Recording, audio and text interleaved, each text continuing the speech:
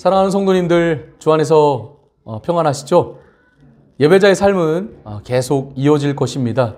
벌써 여러분들과 함께 7번째 시간을 맞이하고 있는데요. 오늘 여러분들과 함께 나눌 주제는 바로 자유입니다. 여러분, 자유란 무엇일까요? 근대 계몽주의를 정점에 올려놓았던 독일의 철학자 임마누엘 칸트는 자유야말로 인간됨의 가장 필수적인 요건이라고 주장했습니다. 자유란 제가 사전적인 의미를 좀 찾아보니까 어떠한 구속이나 제한도 받지 않는 상태라고 말하고 있더라고요. 자, 그렇다면 진짜 자유란 어떤 구속도 제한도 받지 않는 상태를 의미할까요? 한 예로 물고기는 물 밖이 아니라 물 안에 있을 때 자유롭습니다. 물에게 구속받기 싫다고 물고기가 물 밖으로 나간다면 물고기는 금방 죽고 말 것입니다. 물고기는 물이라는 구속 안에서 오히려 자유롭게 생활할 수 있는 거죠. 정리하면 자유란 어떠한 구속이나 제한이 없는 상태를 의미하지 않습니다. 오히려 올바른 한계, 즉 자유를 주는 구속 안에서 진정한 자유가 발견되는 것입니다.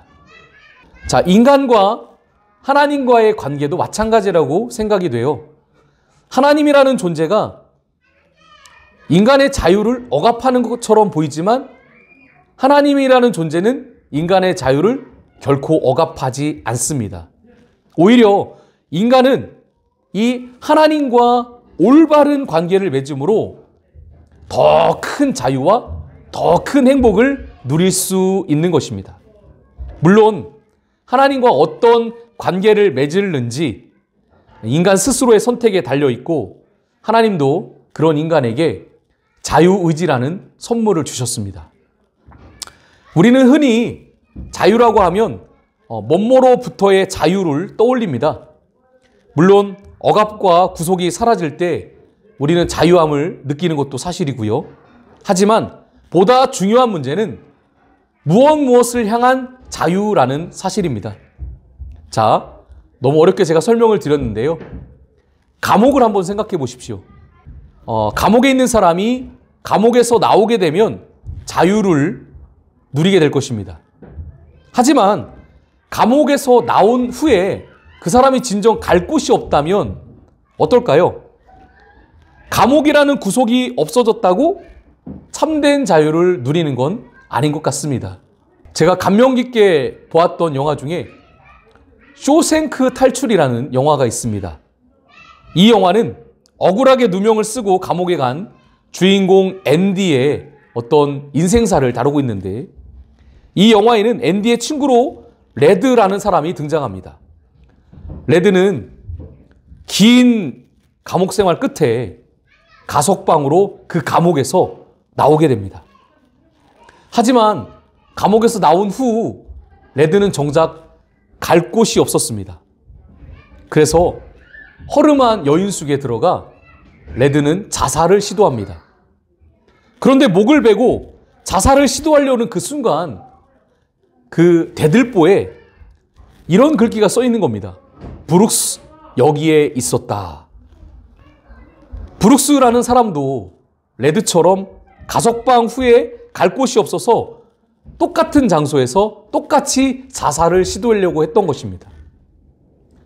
왜 감옥에서 나온 그들은 자유를 누리지 못하고 극단적인 이 선택을 하려고 했을까요? 결국 멋모로부터의 자유는 얻었는데 무엇을 향한 자유는 찾지 못했기 때문인 것입니다. 사람들은 기독교를 독선적이라고 말하는 경우를 많이 보게 됩니다. 내가 곧 길이요 진리요 생명이니 나로 말미암지 않고는 아버지께로 올 자가 없느니라. 여러분, 이 성경 구절이 진리의 말씀인 줄로 믿습니다. 요한복음 8장 32절은 진리를 알지니 진리가 너희를 자유케 할지니라 라고 말하고 있죠. 기억할 것은 기독교가 독선적이거나 인간의 자유를 억압하는 것이 아닙니다. 오히려 기독교의 신앙은 참된 자유의 길로 우리를 인도하는 것입니다. 사랑하는 여러분, 예수 안에 생명이 있고 예수 안에 참 자유가 있는 줄 여러분 믿으시길 바랍니다.